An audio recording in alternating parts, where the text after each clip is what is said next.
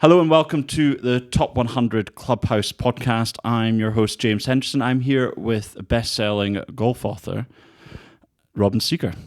Hello, James, and thank you for having me on the podcast. I mean, the game is an amateur game. I mean, the professional side of it, there are idols and heroes and fun to watch them play. But I mean, if it wasn't for amateur golf, there would be no golf. On a nice day, it's very scoreable, and you go play it on a 15, 20 mile an hour day, and you're hanging on to your pants. And I think I love that about that style of golf, link style of golf. You have to remember, when you play a golf course and you're out there for 4 hours or whatever, you're only hitting a ball for 15 minutes of that. So there's a lot of time to look around. Well, Robin, I've known you for quite a while through random golf trips, and this has been a long time coming. Well, it has. We've had lots of conversations on the fairwaves about the mind game, which is an area of the golf that fascinates me endlessly. And I was talking to many years ago, I was playing golf, and someone said, if you're such an expert in mental conditioning, why are you such a poor golfer? And it really struck home. So I thought about it, and I got my handicap from 17 down to 6 in the 3 rounds of golf by applying my mind infinitely more than I ever had before. Wow, that's that's a lot better than I think anyone else can claim. So where did it all start for you? How did golf begin? I began golf at the age of 4 years of age in Scotland. My dad was a champion golfer, and I was going to a little cut-down club. Now, that's where the story really ends, because in the biography of my life, obviously, I'll get down to scratch at the age of 6. I'll play left-handed and become a great champion. But I just never got any lessons, so some people are self-taught and they're naturals. I was self-taught with lots of bad habits. But I got my handicap down to about 7, went to university, played university golf, but I wasn't getting any better.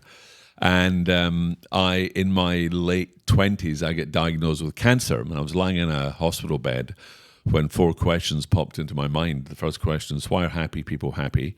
Second question, why are rich people rich? And the third question is, why are successful people successful? The fourth question is, why am I none of these 3 people? And I promised myself if I got out of hospital, I'd find the answer to that question. I ended up writing a book called Natural Born Winners that went into 22 languages and became a TV series. And it was a book on motivation and the psychology of high performance. And that's what led me 20 years later, to write the first book, Silent Mind Golf. Because when I talk to professional golfers, and I worked in America, and I say to professionals, these are tour professionals, what percentage of golf do you think is mental versus mechanical? They said, on average, about 90% mental, 10% mechanical. And amongst golfers in general, they would say 80% mental and 20% mechanical. So if everyone can agree that the mental game is so important, why do we not investigate it, explore it, study it, and somehow try to learn to master aspects of it? Well, you see so many videos out there on this part of your swing needs to be corrected because you're coming inside or you're coming over the top. Does that frustrate you that it's so popular yet? I tell you what frustrates me is that nobody practices. That's what frustrates me. I'll give you an example.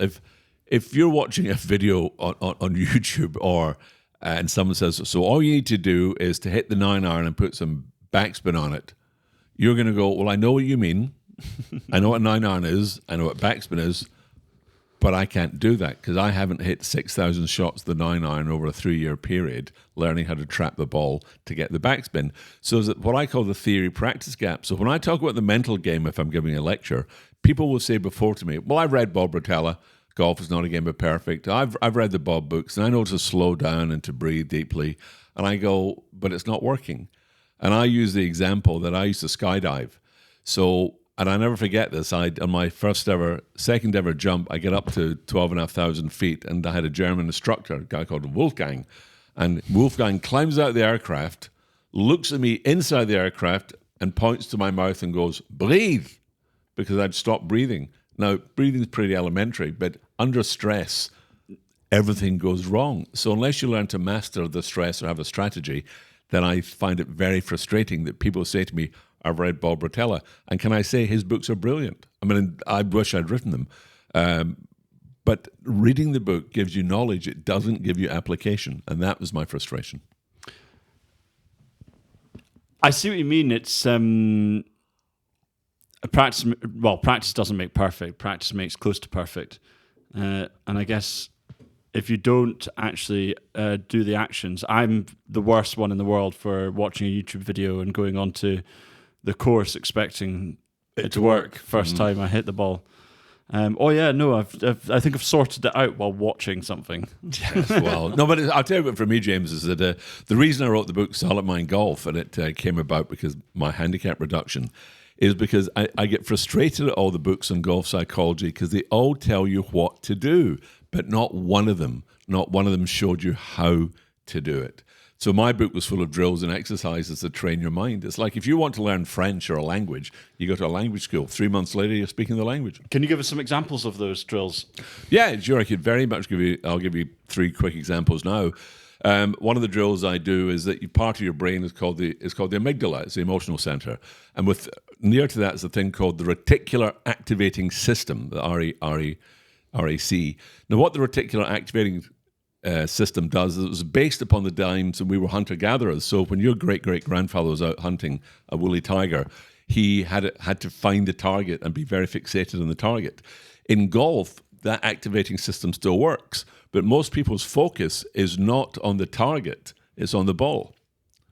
So one of the things that people do, they step up to hit the shot, and they've kind of looked in the general direction of where they want the ball to end, but now they're focused entirely on the ball. So they go from trying to swing the club to hitting the ball.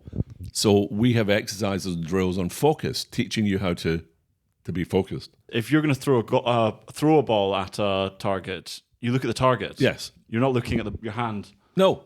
When you throw a dart, you're not thing, looking at the dart. When you fire an arrow, you're not looking at the arrow. When you drive your car, you're not looking at the steering wheel. So the target isn't the ball. And this is where I think I see so many people become unstuck. And so we have drills and we have online training courses and stuff just to help people create what's called... When I was working with some people in the army, they told me that if you repeat an action 1,600 times, it becomes automatic. Now, to the listeners on this podcast, I could ask them a question. When you put your underwear on in the morning, which leg do you put on first? Which leg do you use? I promise you it's the same leg every day, but you've done it so often you don't think about it. No, I couldn't even test it. I don't want to find out. Yeah, I guess 1,600 times, that means I've done over 1,600 duck hooks in my life. Well, there you go. So that's why you hit them so well. I've seen it. They're the best duck hooks I've seen. But I think I'm the greatest duck hooker of all time. Well, no, I think I can match you. Another thing is, interestingly enough, let me ask you a question. This isn't a coaching session, but what kind of putter are you? I would consider myself, I cut the ball slightly. I switch between if I cut the ball slightly, then I'm not putting well, then I will switch to a slight draw and trap the ball. Okay, but how would you describe yourself if someone says, "Are you good, average, above average, bad, poor?" I'd say I'm good. Good. I say to everyone I work with, if you're ever asked that question, you've got to say you're a good putter. Because the thing called form follows function. If you tell a child long enough they're good, the child believes they're good. Their confidence goes up and they achieve great things. You tell a child they're dumb, they're stupid, then their confidence declines. So never say you're a bad putter. You can say, I'm having a bit of I'm not having a good run at the moment. But never describe yourself as a bad putter or a bad golfer, because your self-image is constructed on the feedback we put into the brain. So I'm glad you said that. And to anyone listening out there, even if you're having a bad set, tell yourself you're a good putter. Tell other people you're a good putter. There's it's like the classic quotes of people covering their walls and I don't know, bits of paper saying, "I'm going to be successful." Yeah, positive affirmations. Yeah, they work to a point, and I think there comes a point you have to be. I'm always a great one in realism. You got to be realistic. You get these self-help gurus and motivational speakers, and God knows I've done enough motivational speeches to companies around the world, and I still do. But I'm realistic, because you hear these people saying, you can be anything you want to be. Well, I'm 68, so if I said to you, I'm going to enter the next Olympics in the men's weightlifting, and you go, "That's it, Robin, you go for your dreams, you can do it." The next thing you'll be down at a gym saying, "With this old guy, and he just broke his spine trying to lift 200. You have to be realistic. And I think in golf, the biggest mistake I also see with the average golfer is they're unrealistic. They're unrealistic. I'll give you an example. I went for a club fitting recently, and the guy said to me, "What's your club head speed?" Now, you and I live and breathe golf every day, so we should know better. And the guy said, "What's your club head speed?" And I said, "I don't know, 90. maybe 95, and the guy said hit 5 drives, and he said it's 78. Now, I was being unrealistic in what I thought, and realism comes from the fact is as you get older, you lose distance. As you get older, your swing becomes less supple, so you have to allow for that. So when you hit a tee shot and it's 245 yards to the green over water to an elevator green, don't get your 3-wood out. I mean, don't try and play this. That's not realistic. So in my world of work, I say to people, the first thing is focus on the target, not the obstacle. And don't think about process. I'm a great believer in muscle memory. Number 2 is confidence comes from having the faith in yourself you can make the shot. Don't play a shot you don't believe you're going to make easily, unless it's clutch, unless it's the 18th hole and you don't have a choice. Yeah. Well, that's the best way. I know for a fact that I do a similar kind of thing accidentally where I try and make everything a par 3 because I'm a terrible driver. I think about, okay, I've got 170. If I hit this 200 yards, I've got 180 into that green, and then that makes it a par 3. And then I know for a fact that I'm strong over par 3s and my irons. And that's a great strategy. That's a really good strategy, James. And I think that what you have to do is to break it down. I always say, play the shot you can make, not the shot that you hope to make. It just doesn't work. And the other thing, the hardest thing to get people to do is, and let me ask you this question. I've asked this to lots of professionals and amateurs. Is there any round of golf you've played in your life where the game felt easy? Yeah. You're almost choosing which side of the flag you want the ball to finish on. Yeah, very much so. Right. Now, I was talking to Tony Jacklin in Florida about this, about the best round he played, and my friend Paolo Corici, who played in the PGA Tour, and he told me he shot a 61 one day. And he said it was ironic because his father had no interest in golf, and it was the one time his father came to see him play, and he shot a 61, and his father said, "Was that good?" So and I think he was at 9 or 10 under par. And I asked him about it, and Tony Jacklin and Paolo said the same thing. I said, "What do you remember about it?" And he says, "Not a lot. Time stood still. I had no anxiety. There was a sense of a connectedness with my swing and what the ball was going to do. And it's called optimal flow. You're in the zone. And no one knows how you get into it. There's things you can do to help." And I say this to people, if you can play that golf, one thing was happening at that moment in time, which is so hard to do. And with 90% of the work I do with my players is to help them understand this and get there. And it's called presence. And presence means you are in the moment. That means there is no thought of a past shot. There is no thought of a future. You don't think of the outcome. You're in the moment. Time stands still. You're not even recording data. And we've all had those epiphanal moments in our life when you see your soccer team or your rugby team score a winning try and you jump for joy, time stands still. When you fall in love, time stands still. When you're watching a film that engrosses you, time stands still. And on the golf course, if you can learn to be in the moment, which is hard to do, and we have lots of drills for that. And it comes from this one quotation, which I love. If you live in the past, it makes you sad. If you live in the future, it makes you anxious. So being present, and that's very cool. That's a great quote. And is that where the Simple Mind Golf came from, or where did the original... Silent Mind Golf came from this thing. Well, no, Silent Mind Golf came from the idea that your mind needs to be silent for the 2 seconds during the swing. There can be no thought, even a swing thought, because it's a distraction. I mean, even a good swing thought is a distraction. And it's a bit like putting your pants on in the morning. You don't think about it, and it's easy. How often do you drive from here to the golf club, but you can't remember the journey? Because you've done it so often, You're not recording it. You're not a pilot. And when I ask people, when did you play your best round ever? My best round was many, many years ago. It was March. I thought, I'll go and play 9 holes on my own. I was 3 under par after 9. I thought, I'm going to keep going. I think I can do great. Triple bogey, double bogey. I went from what I call unconscious excellence to conscious incompetence.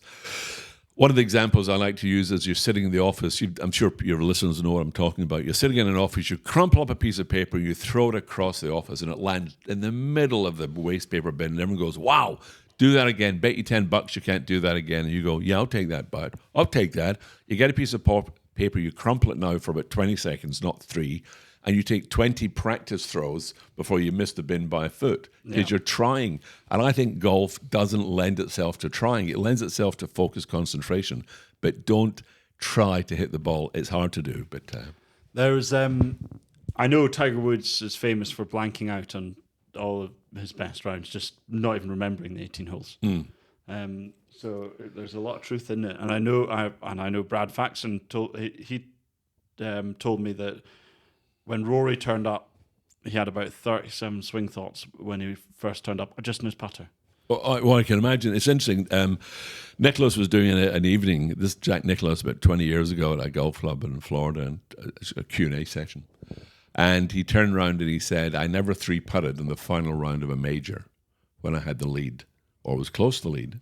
And a gentleman in the audience said, Mr. Nicholas, I followed you round at, I don't know which club it was, let's say Marion. I followed you around it wasn't me, Marion. Well, wherever it was. I followed you around and you three-putted I was there and you three-putted the 15th. I remember because I commented to my wife. And Nicholas said, sir, you're mistaken. I've never three-putted like that. And the guy said, no, I really have to insist. I mean, I remember thinking 3 putts. And Jack said, you're wrong, and moved on to the next question. The truth is, he probably did three-putt. But he's blanked it. He's just switched, which is a great thing to do. Don't remember your pain. Don't remember your failures.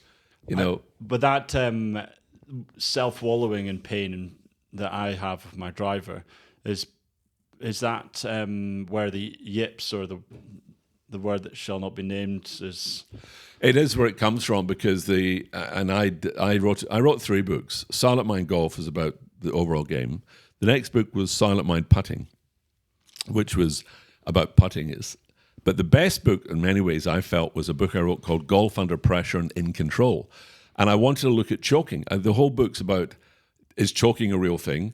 And the next thing was, are the yips a real thing? So I did a lot of research and study, and I discovered they've done, neurological institutes have looked into this, and there's no such thing as a medical condition called the yips. So what that means is when someone said you have an involuntary flinch at impact on your driver, or you have an involuntary jerk of the putter, that is not a neurological condition. That's manifesting from beside your brain. And anything you can learn, you can unlearn. So in your situation with your driver yips, I think you have an expectation of a bad shot. Yeah, so that's your expectation. And you can. And the drills I would give you to do, the first drill I would give you would be, we have an online, Seeger Golf Online has a number of courses, and we have downloadables.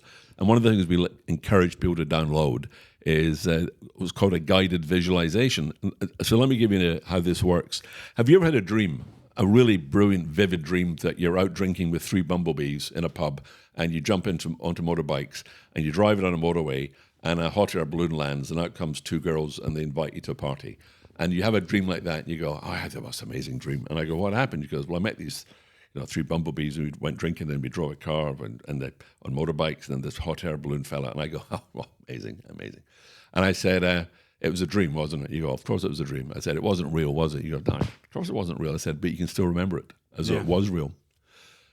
And so in 6 months' time, I could meet you in a bar in Edinburgh, and I could say, what was that dream about the bumblebees? He said, oh, yeah, with the motorcycle down the girls. So it's in your memory, you've recalled it. If you start visualizing yourself hitting good drives, when you step up to the tee box and your brain goes into the memory folder to find out, it'll draw on that memory. Now, it's not an instant cure, but it's how you go about doing it, because we perform to the level of our expectation. I mean, I played yesterday, and I've been playing really well recently, and out of nowhere, I said, oh, I haven't hit a hook today, and the next thing, I hit a hook. So turned into a fisherman. Yeah, so I mean, it's physician heal thyself. But I didn't get upset. That's another thing. Golf's a game. We play games for fun. For goodness sake, if you can't have fun on a golf course, take up lawn bowling or skydiving. I couldn't agree more. I think a lot of people don't realise that no one actually cares about what the opposition golf is like. Nobody cares. I've got a couple of friends who have played with angry people and become less angry golfers themselves, or become non-angry golfers themselves, because they realise, oh shit, I've been embarrassing myself. The greatest compliment I ever get paid was someone once said to me, I love playing with you, Robin, because you never get upset. And I said, well, I figure we're all trying to do our best. And nothing would upset me more than to realise I've spoiled your day on the golf course by my being angrier. Yeah. And this comes back to the unrealistic expectations. I'm 68. I used to play off 7. I now play off about 15. I will hit 5 pars in a round, couple of bogeys and maybe a birdie, and I'll be delighted with that. So from now, as I get older and for the rest of my life, I'll only play golf with people I like, because it's a game. We don't play it for a living. Trust me. But onto the playing for a living idea. Is there any pros that you would like to get your hands on and think mentally they're just not up to it compared to? Two people. I would love to work with McIlroy because I think I know where his, like every armchair expert, every golf guy, I can fix that, man. I don't know if I can fix, because fundamentally people fix themselves. Yeah. It's a little bit, all you're ever going to be is the navigator in the car. So that I can't drive the car the way, but I can say, look, let's go down this road here. And I think Jordan Spieth. I think Spieth has still got the talent, and he's come off the boil. People ask me this question, and they say, who's mentally the toughest golfer out there? And I said, it's a good question. No one is born mentally tough. No one is born mentally tough.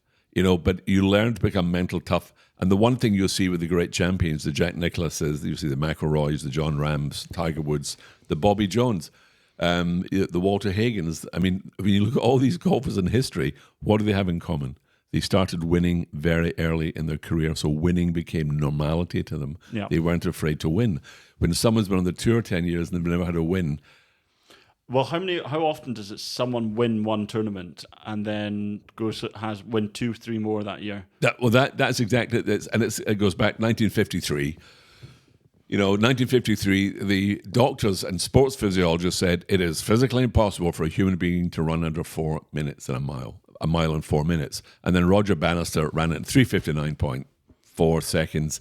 Within a year, 30 people had broken the 4-minute mile. So it's called a limiting belief. We have limiting beliefs. And I think for a lot of professional golfers, but if you get a copy of Golf Monthly from 1964, when I was 8 years of age, and it would say, Dunlop Championship, first prize, £2,000. Nowadays, you can make a very good living coming 30th in most of the tournaments. You make a good living. So, but then that is still the top 30 in the world. It's a tough exercise if you're running around doing Challenge Tour or Europe, even lower depths of European tours. Yeah, but going back to you asked me the two players, McIlroy. I think McIlroy, I felt sorry for him in the US Open. He got to the 16th, he had that short putt, and I remember I was watching it with a friend. I said he's going to miss it, and the guy said, why? I said, I think the enormity of this has suddenly just come. I think he now realizes, don't miss this putt, which is something you just wouldn't do. And then on 18, to be fair, his putt was very hard. It was downhill, left to right. Impossible. No, I mean, I could have made it, but for the average golfer. For someone who's written books on silent Well, moments, that's the main thing, isn't it? I mean, those that can do, those who can't write books. Isn't that what they say? So we do need to talk about golf course architecture, because this place is a golf course architecture pod. And I know for a fact that you've played the coldest round ever played. I hold the world record for the coldest round of golf ever played. I played 18 holes at minus 26 degrees centigrade at Fairbanks, Alaska on the 21st of December, 2001. Were you in your right mind? Well, what happened was I have a friend of mine who's summited Mount Everest. He's done the 7 summits, the North Pole, South Pole, an adventure, ex-Special Forces soldier. And he asked me, did I play any sports? I said, golf. And he said, well, that's not really a sport. I went, what did you talk? He said, it's not tough. There's nothing challenging. I said, well, sometimes it's raining. Sometimes the wind's over 5 miles an hour. He said, there's got to be difficult courses. And I said, well, what are you looking for? Are you looking for difficult or challenging? He said, challenging. And he said, why don't we find the most difficult courses or the most challenging? And I said, what about, and we came up with this idea for the Awesome 8, the 8 most extreme golf courses in the world, the highest, the lowest, the hottest, the coldest, the most northern, the most southern, the most difficult, and the greatest. That's what we chose. And when we went to Fairbanks, Alaska in midwinter, the sun didn't rise above the horizon, and it had been minus 35, but it went to minus 27 when we played. It took us 5 hours. And the members came out with us, and my balls froze. Yep. I'm not going to go any deeper into the balls. No, sorry. The golf ball. Sorry, the golf balls have to be rotated because they would shatter. The graphite. Seriously? Yeah. If You had to change the ball every hole. So was there actually a golf course there? There was a golf course there, and what was interesting, it was 3 foot of snow, but the snow was so cold, it was like polystyrene beads. And where the ball landed, there'd be a little implosion, and 5 members came and they'd carry torches for us to aim at, and we did that. So I played the coldest course. The hottest course was in Alice Springs, Australia, where it got to a surface temperature of 52 degrees centigrade, air temperature 45. That must have been brutal. That was brutal, but here's the strangest thing. When we played Fairbanks, Alaska, the course was closed. No one has been on it for months. When we played the hottest day, the hottest run of golf ever played, the course was busy with Australians drinking beers and driving buggies. So, yeah, go figure. The highest course was in La Paz. The lowest course was Death Valley. The most northern course was in the Arctic Circle called Laxlev in Norway, which is kind of funny because I'm in this town in Norway called Laxlev. They've got a 6-hole course and built by an industrial digger. The club champion had a handicap of 17 and really nice people. And I said after my round of golf, at midnight, I said, where's a good place to go for a drink? And the guy with all seriousness said, Finland. So, and the most southern course was Tierra del Fuego, which was sensational. And the most difficult course was called Koalua, which has a slope rating of 155 plus. It's Where's that? Hawaii. And it's just ridiculous. So we need to go. And the best course. And I regret this not to the end of my days. I wish I'd chosen Erskine Golf Club in Scotland, where I grew up as a boy playing, because the greatest course is so subjective. It's just what 100%. You love. And I chose the old course in Tandrews, and we got it done. Well, we've played the old course together, I believe. We have. So, they're still looking for your ball in the second hole, I think. Yeah, and on the third and the fourth. We need to distill this because there's 8 golf courses there. How did you determine fine for each? Well, you look for an extreme. So he said you can find out which is the highest that's still a proper golf course, and the lowest you can find that. So it was quite easy to find the courses. You know, I've been very fortunate in my golfing career to have played many of the top 100 courses in the world, and some of them are just spectacular. You know, I always say if you play in a golf course and after the game you say to each other, what was the best hole? You generally agree. The 6th was a signature hole. 8 weeks ago, I was playing Pine Valley, and it's got 18 signature holes. I mean, 18 holes, you stand in the tee box and go, oh, I can get into trouble here. You know, I played Cypress Point, and Cypress Point I think is fantastic. The views, the scenery, everything. But I wouldn't necessarily say it was my favorite. And the question to me is what makes a great golf course a great golf course?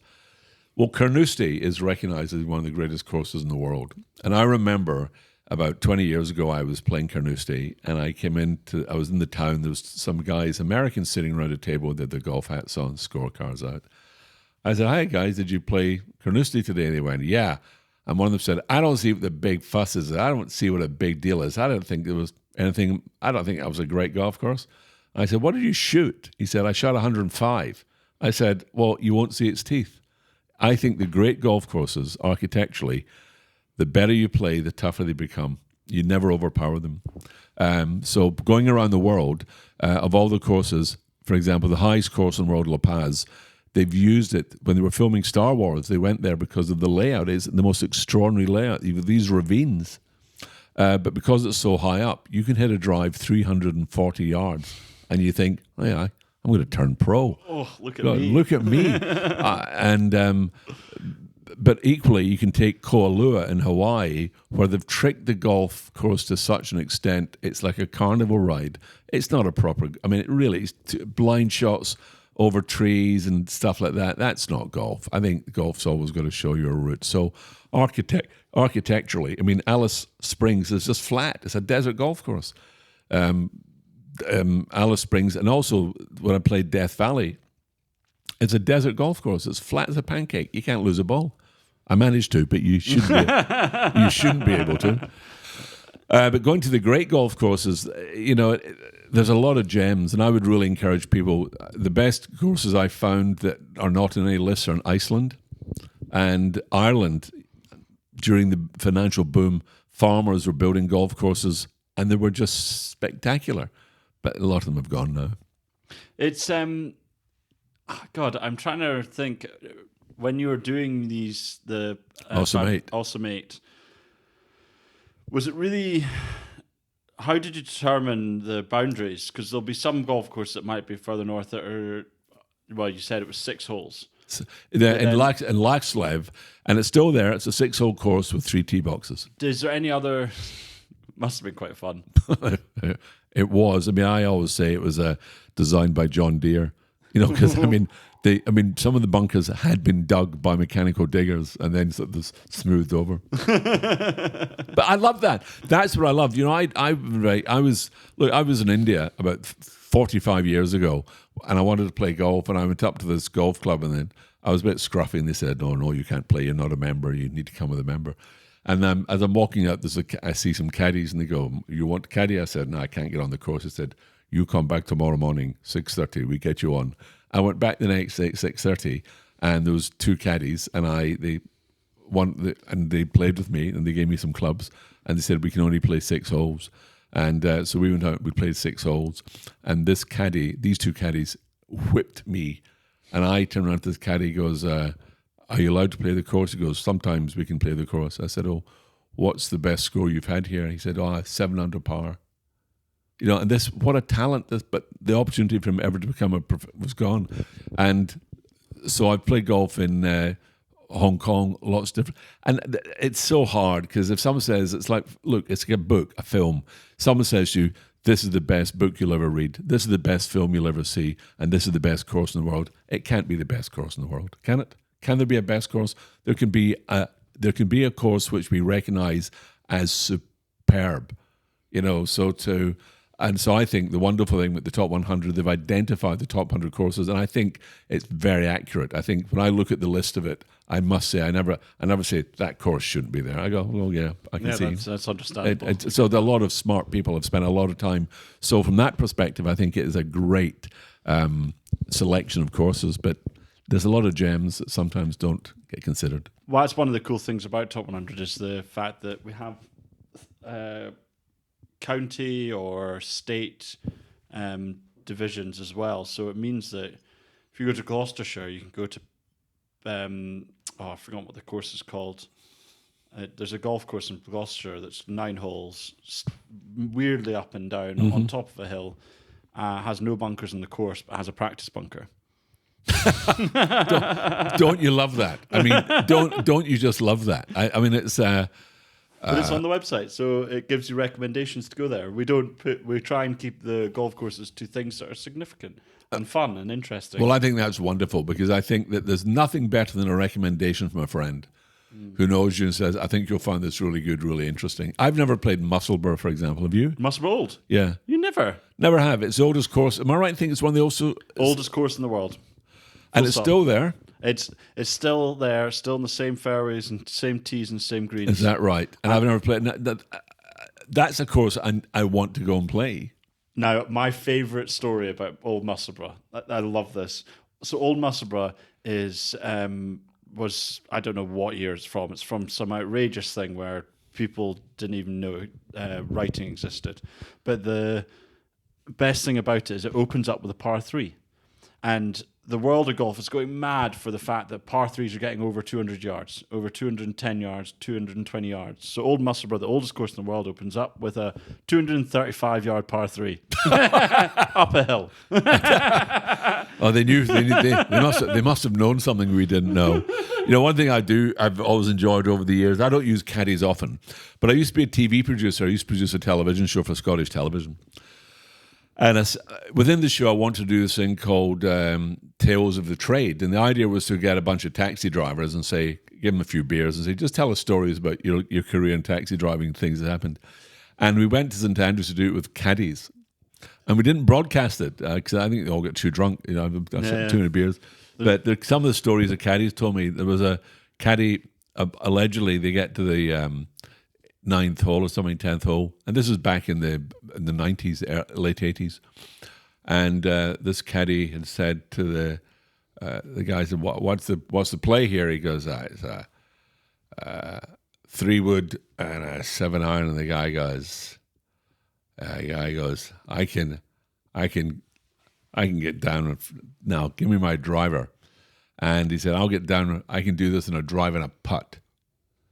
And the guy said he stood there, and the American guy got pumped up, and then took this almighty swing, but he topped it. And it ran down the path onto the fairway, hit some rough, and it didn't go further than like 100 yards. And they're walking down towards the ball, and the caddy hands him his putter and says, aye, you must be a hell of a good putter. And the other story one of the guys told me, but I don't think it's a true story, he said there was some German guy that wasn't a very good golfer, and by the 8th hole, the German guy said to the caddy, why do you keep looking at your watch? He goes, it's not a watch, sir, it's a compass. No, so I think when it comes to great golf courses and architecture, that's part of the experience. I've been very fortunate to play one or two lovely courses. I think Muirfield is a very good example of. I had a friend of mine from Pine Valley over, and were invited to play at Muirfield. And the American guy said afterwards, that's the greatest day's golf I've ever had in my life. So when you put together the arrival, a gin and tonic before you go out and play, knowledgeable caddies who are very good, getting around in 2.5 hours, coming in, having another big lunch, and going back out. That's an incredible experience, which I think when you rank courses, that doesn't get measured, that visitor experience. I played Tokyo Golf Club a couple of years ago, and it was just extraordinary. I mean, they have 2 greens for every hole, so they can alternate it. What a wonderful course. I've heard amazing things. I know David Davis, who's the CEO of Top 100, has helped put a lot of the Japanese stuff on the map with Hirono. And I'm sure. But in terms of just getting recognition worldwide, because a lot of the rankings are American-led, whereas the Top 100 is a world team. So America has often thought they're the world, and I mean that in a very respectful way, but it's understandable when you're as large as yeah, and it's driven by lots of other factors. But Tokyo, the experience is amazing. However, I mean, I don't know what it's like now, but back in the 90s, there was more money traded one day on the Tokyo golf market membership board, where memberships were changing hands for $1 million, than was traded in the Australian stock market. So in one day, more money was traded on the golf market, buying and selling memberships. And in some of the clubs, I don't know what the most exclusive club in the world is anymore. But I think if you have the means and the resources to build a car to the specification you want, and you drive it, good luck to you. Yeah, it's not. I don't think it's elitism, and no. I'm sure whoever owns that course has gone to incredible trouble to create paradise on earth. We always finish one last thing. Okay. And it is your top 5 favourite, not best, favourite golf courses. My top 5 in no particular order. And it doesn't have to be 5. I had someone say 13, so... Okay, now I'll do 5 for you. A friend of ours, Simon Holt, said 13, so... He gave 13. Yeah. Well, Simon's played a lot of golf courses, so how can you put it? But if you said 5, I would say... And these are just purely for golf, not necessarily the whole experience, but Pine Valley is just an extraordinary masterpiece of golf. It is just, it's as close as you're going to get to perfection. I would then put Muirfield there, because I think the Muirfield day, the foursomes, the experience, the layout, the course, the challenge, the bunker, everything about that course is just fantastic. My one thing I like to always go back to on Muirfield is I think it's got the worst piece of land in the top 50 golf courses in the world, but yet it's so it's so architecturally significant that it gets up to that top 10. No, that's rankings. a very interesting thing. So I wouldn't actually disagree with that. I would put number 3, Boat of Garten, up in the Highlands. Played it the other day. Some of the best fairways I've ever played in my life. It is a walk through a forest, and it is tough. You can lose. It's not easy. It's tight. Oh, no, it's very tight.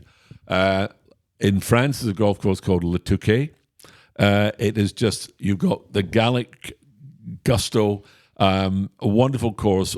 In the evenings, you have wonderful food. The French kind of wear jeans on the golf course. It's very relaxed. No one's going to say, I say, oh boy, you can't wear those shoes. You haven't got long socks on. You're wearing a hat. None of that. And I would put as my fifth course, and it's purely emotionally. It's called Erskine Golf Club, where at the age of 4 I got my first club. And it was the first course in the world I hit a ball that went in the air. And it's very funny. I went back there after, hadn't been there for years. I went back there and the locker room hadn't changed in 50 years. The smell of chamois leather, it was wonderful. So they would be my 5: Muirfield, Pine Valley, and Erskine, particularly Latuke, which I adore. That was just wonderful. Superb. Well, thank you very much, Robin. That was a fascinating conversation. I think we've covered most things that are important in the world of golf. I think we have done it, and if we come back again, we can talk about technology. But oh God, don't get me started. Okay. Thank you. Take care.